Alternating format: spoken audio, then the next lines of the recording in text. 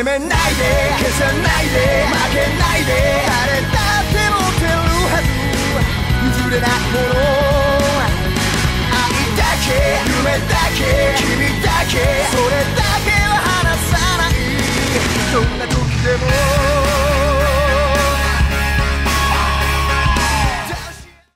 Hello and welcome to another episode of Jam, or Japanese Anime Mania.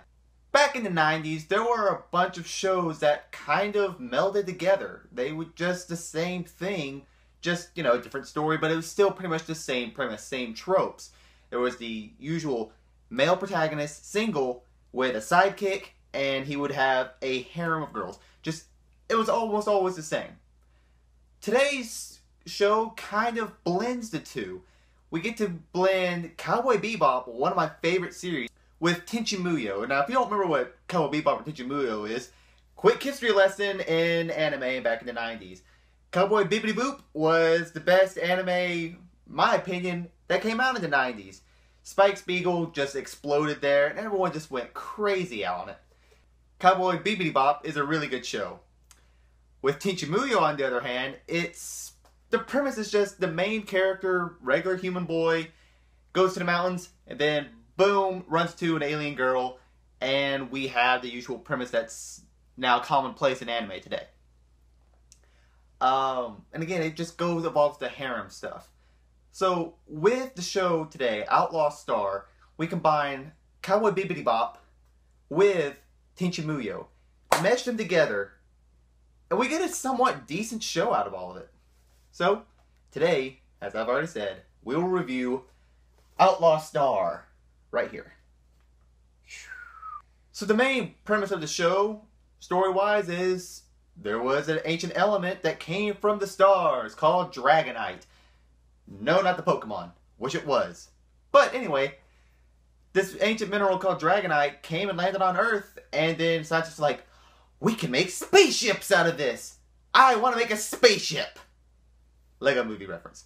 Anyway, so from there, they made spaceship and they could travel faster than the speed of light. So they go and explore because that's what humans do.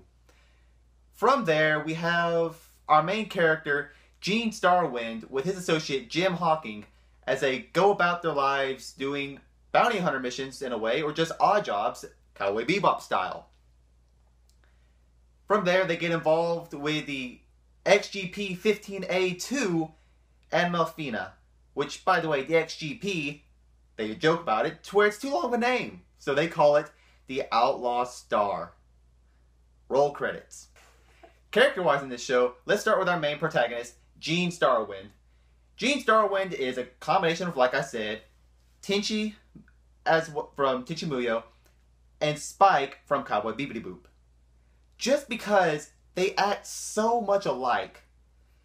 From there, Gene is full of himself, he thinks he's the best, but he's also insecure sometimes around women, and that's where everything just combines together, and that's what I really like about it. Jim Hawking is his 11-year-old assistant who takes care of the accounting and the ship and all of the stuff. He's funny comic relief, but as I said, it's the trope in the 90s to where it was just, you had to have a sidekick to make the main character look better. From there, we have Melfina the android. I mean, she's supposed to be the main female lead in this whole thing, but I didn't like her just because she was just, again, she's an android. She doesn't know how the world works. She's naive. I wanted her to have a little bit more attitude, just to be more out there and active, but she just was boring to me. Next, we have the ship itself, the XGP-15A2, or as everyone calls it, the Outlaw Star. Now, you're telling me, Hunter, the ship can't be a character. Yes, it can, because this ship can talk. And that's what I love about it. The ship is sarcastic, makes jokes, and it's just constantly berating the crew. But it's all in good taste, it's in good fun, and it's a really good thing. It's a good ship. I actually loved and enjoyed the ship when it was talking, because it would argue, it'd just be like C-3PO, just arguing with everybody. It just didn't agree with what the humans were doing. Humans were like, you're a robot, you don't know what you're talking about, we're dead. So, from there, those are really the main 4 characters. There are some other crew members like Twilight Suzuka. She was introduced in a later episode, eventually joined the crew just because plot reasons, not going to give it away, but she joins the crew and she's our samurai typical Japanese oriented character that we have from the 90s era that has to be put in to show off, hey, by the way, this is anime. We need to have a Japanese character in here somewhere. And the last character, which is not the sidekick, but the comic relief character, I really do not like her because she turns out like every other comic relief character. She's loud, she's obnoxious, she's annoying. Her name is the alien, well, this isn't her name, but she is the alien species Katarl, and her name is Aisha Clan. In other words, Dog or Moon. Because it's a stupid name. It's really stupid. And again, she's not a great character. She's comic relief. She's stupid, naive. A lot of the main female characters aren't that great in my opinion. That's where I say it's more like Cowboy Bebop Boop. And Tichimuyo comes in with the harem part. But other than that, it's just bleh. Animation-wise, as well as music-wise, animation, it's okay. It's 90s fare. It's, like I said, a combination of Cowboy Bebop and Tichimuyo. It looks like literally someone just mashed them together and made a new story out of it. And I'm perfectly okay with that. It's not a bad show at all. I love it. Sound-wise, there's nothing really new or anything that jumps out at me. The opening, ooh, that opening's great, though, because it combines, again, I'm sorry that I'm comparing it to Cowboy Bebop, but the opening reminds me of Cowboy Bebop a lot. Just take away a lot of the jazz and add more of the techno, and then we have the Japanese lyrics, and we're still good. It's a good intro. I love it.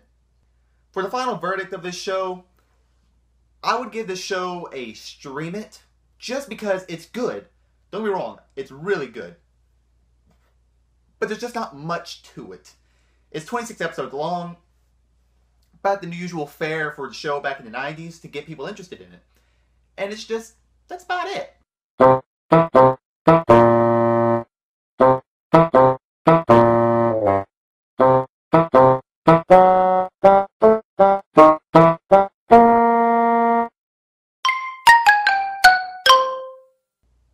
At this moment, it's licensed by Bandai Entertainment, so good luck getting a copy of it because it's not much out there for it if you actually do want to get it, but it's just going to be really difficult to do it. If you do want to stream it, it is over on kissanime.com.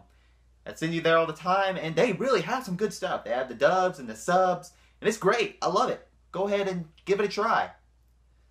For alternate recommendations, we could go, let's just go ahead and use what I've been telling you over and over again. Cowboy Bebop and Tichimuyo. Cowboy Bebop is licensed by Funimation. They did just release the Blu-ray special edition and just Blu-ray. They relicensed it. It's all great. It's awesome. Cowboy Bebop Boop, Bibbidi Bop, and Boobity Boop. It's great. Watch Cowboy Bebop if you haven't already. Though if you're watching this review, you probably already have watched Cowboy Bebop. So ignore it if you already know what I'm talking about. If you haven't, watch it. Please do it. It's like one of the top anime to watch, in my opinion. If you want to go take away the space exploration and action, well, there's still some action in this, but if you want to go crazy with it, then go with Tichimuyo. We still have the harem aspects, we have the comedy aspects, we have everything else that Cowboy Bebop just doesn't do much of. There's still some of it in Bebop, but Tichimuyo just exemplifies all the comedy, the harem, and all that. That's all for today, and thank you for watching, and have a good one, everybody.